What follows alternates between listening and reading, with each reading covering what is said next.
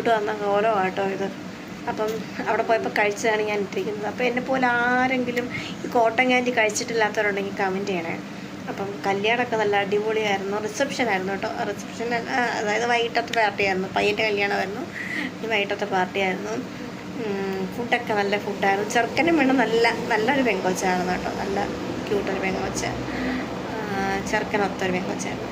പിന്നെ ഫുഡിൻ്റെ കാര്യം പറയുകയാണെങ്കിൽ നല്ല ഫുഡായിരുന്നു. പിന്നെ വെറൈറ്റി ആയിട്ടുണ്ടായിരുന്നു. ഐസ്ക്രീം ഒക്കെ നമ്മൾ സാധാരണ കഴിക്കുന്നില്ലേ, ഈ കോട്ടൺ ക്യാൻഡി, പിന്നെ പോപ്കോണ്, പിന്നെന്തായിരുന്നു, പിന്നൊരു മിൻറ്റ് ടീസ് ഉണ്ടായിരുന്നു. പെപ്പർ മിൻറ്റ്, ലൈം ടീ, പിന്നെ കുറേ ഗ്രേപ്പ് മിൻറ്റ്. ഞാൻ കഴിച്ച ഗ്രേപ്പ് മിൻറ്റായിരുന്നു. Husband pepper മിൻറ്റായിരുന്നു.